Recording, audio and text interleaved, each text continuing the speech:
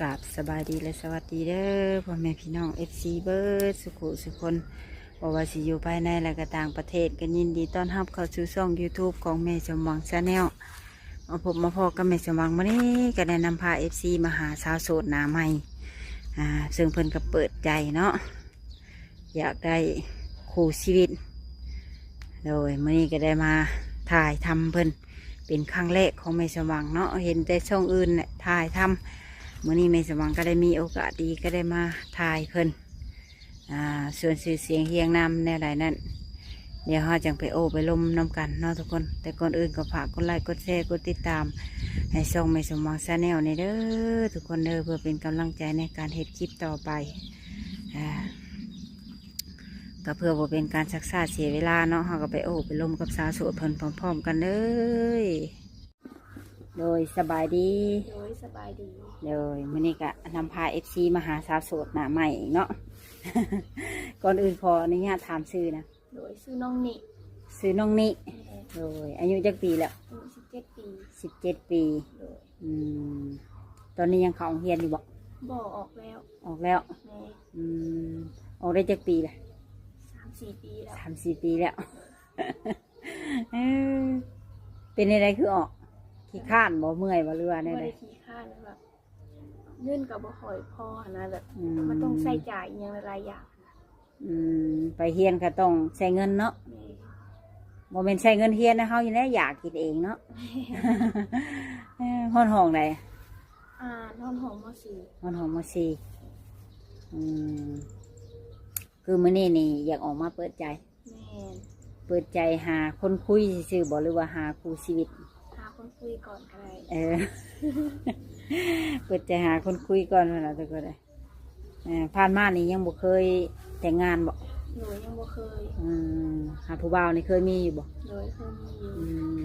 เป็นอะไรคือเลิกกันแต่ว่าเขาบ่ใส่ใจนะแล้วเขาเปลี่ยนไป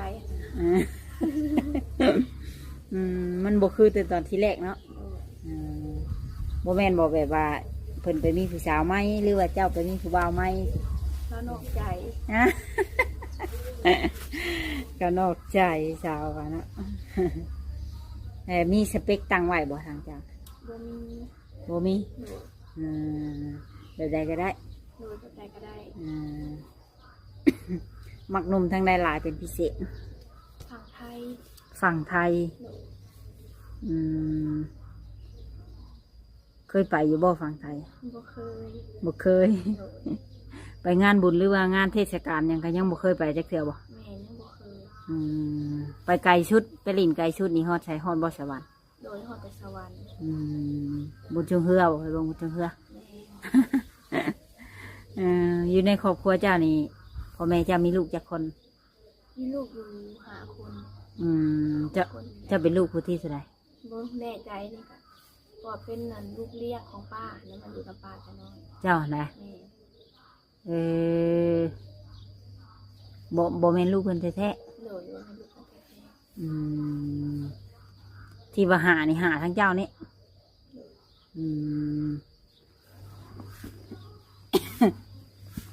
เฮ็ดไร่เฮ็ดนาคือกันบ่อยู่เฮือนนี่โดยเฮ็ดใกล้สิแล้วหรือบ่เลยนี่ล่ะแม่นใกล้สิแล้วคิดว่าคือสิเป็นมื้อนี้แหละก็เลยมารบกวนเวลาน้องเพิ่นก่อนจะจักหน่อยเนาะเปิดใจไปนี่ได้จักมื้อแล้วค่ะเปิดใจไปสิเข้า2 เดือนแล้วล่ะสิเข้า2 เดือนแล้วมีเจ้าของแล้วบ่เลยยังว่างอยู่แสดงว่า FC เก่าหรือว่า FC ใหม่นี่ก็สามารถจีบได้เนาะโดยได้บ่มีบ่หนุ่มๆทักมาลิดแน่ทักมีแน่มีแน่แล้วก็เงียบไปบ่หรือว่าแน่โดยเงียบไปเลยบ่ทักบ่แซดเลยที่แรกนี่เว้าคืออยู่โดยเพิ่นบ่เป็นฝ่ายเงียบหรือว่าเจ้าเองเพิ่นโทรวิดีโอคอลกันอยู่บ่โดยโทรอยู่โทรดำข้างเนี่ยคือมื้อนี้ก็อยากออกเปิดใจอีกรอบเนาะนะบางเทื่อสายนิ่งสายแน่นอยู่ทั้งพี่ก็มี มีช่องทางใดในติดต่อได้ ก็จะ ออนแอปแล้วก็ไลน์ มีทั้งเบอร์ WhatsApp แล้วก็มีทั้งไลน์ แทน มีโทรศัพท์เป็นของตัวเองบ่ โดยมี อย่าว่าใส่โทรศัพท์ควมกันกับกับน้องไปสินะมันก็สิยากๆในจังหน่อยเนาะ โดย ชั่วโมงชั่ววันนี่ก็เฮ็ดเวียกเฮ็ดงานเนี่ยเฮ็ดเวียกหยัง แต่ว่าซอยเรียกเงินป้าเนี่ย นอกจากดำนาอะไรก็เลิกดำนาอะไรก็มาซอยเวียกเพื่อนป้าเพิ่นเฮ็ดแนวขายบ่หรือว่าไงได้ บ่แต่ว่า ซอยเวียกเพื่อนคือ โดย บ่ได้คิดอยากไปหาเงินฝั่งไทยบ่ ก็คิดอยู่ คิดอยู่ โดย มีพาสปอร์ตอยู่บ่ บ่มี บ่มีแต่คิดอยากไปคันไปนี่เจ้าอยากเฮ็ดงานหยังเป็นพิเศษ ห้านอาหาร ร้านอาหารพอสิได้กินเลยเนาะ พอสิได้ให้ซานี่ตัวอ้วนๆขึ้น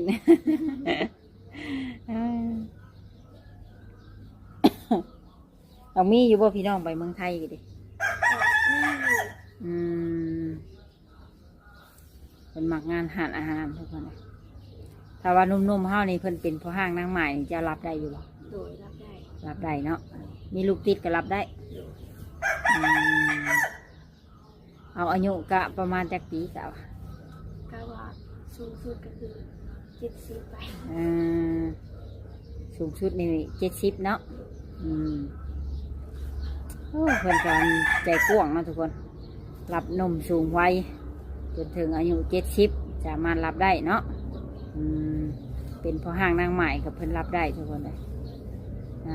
มักนมที่เฮ็ดเวียกงานหยังกะวะแบบหาม3 ล้อนี่ก็รับได้บ่ โดยได้เบิดเลย กรีดยางตัดอ้อยเนาะ โดย บ่รังเกียจเนาะจะมักคนที่นิสัยแบบใด นิสัยดี นิสัยดี แต่ว่าบ่แบบบ่ห่วงบ่หึงเมียนะมักแบบนั้นนะ บ่มักจู้จี้จุกจิกเกินไป แม่ ก็สิประมาณนี้เนาะถ้าจู้จี้จุกจิกเกินไปนี่ก็อึดอัดบ่ โดยอึดอัด มักแบบนิสัยผู้ใหญ่นะเนาะ โดย เป็นเรียกเป็นงานอะไรก็เว้าอะไรก็แล้วบ่มักก็ถามจู้จี้นะเนาะ โดย เคยมีอยู่บ่นมทักมาอะไรเป็นแบบนั้น โดยก็คือมี ไอ้เจ้ารู้สึกในอะไรมีแบบนั้นแหละ แบบใจคอบดีเลยนะ แบบเป็นบ่ม่วนเป็นอึดอัดอันนี้ก็เพิ่นก็เลยเปิดใจกว้างทุกคนนะอยากได้นมที่มีนิสัยเป็นผู้ใหญ่เนาะอบอุ่นสมมติว่าเพิ่นเอากับเฮาแล้วเนี่ยเพิ่นอยากให้เฮาไปอยู่เพื่อนเพิ่นนี้ได้บ่ โดยได้ สามารถไปอยู่น้ำเพิ่นได้เนาะขอโทษด้วยที่ถามฮู้จักว่าตัวเองบ่เป็นลูกของพ่อแม่นี่ตั้งแต่อายุจักปี ประมาณบ่ฮอดปีซ้ ตอนเจ้ายังน้อยนะ ำ เห็นอะไรจะคือหก ได้ยินป่าเราในเดียวเนี่ยแต่ก็หูแต่สำนักนะ หากพ่อแม่นี่แพงเจ้าอยู่บ่ โดยทำให้ เจ้าว่าเมื่อก่อนนี่เพิ่นบ่มีลูกเลยเพิ่นเอาเจ้ามาเลี้ยงเลยจังมีลูก มีลูกแล้ว บัดนี้ก็บ่เป็นหยังเนาะเพิ่นก็แพงเฮาคือกันนะฉันเพิ่นบ่เลี้ยงเฮามาใหญ่ปานนี้ดอก แม่ ถ้าว่าสิมีครอบครัวนี่ก็แม่นสามารถไปอยู่นำครอบครัวได้เนาะ โดย ค่าดองนี่แพงบ่ ประมาณกับชีวเพศเลยสัก หลายปานใดกะว่า ประมาณ70 ล้าน 70 ล้านมีงัวมีคำบ่ โดยมี คำจากบาทกะว่า คำ2 บาท คำ2 บาท70 ล้านคำ2 บาทงัว หัว2 ตัว งัว2 ตัวฟังไว้เนาะ FC ซื้อได้แล้วแม่นจีบแล้วมาขอเลยรถ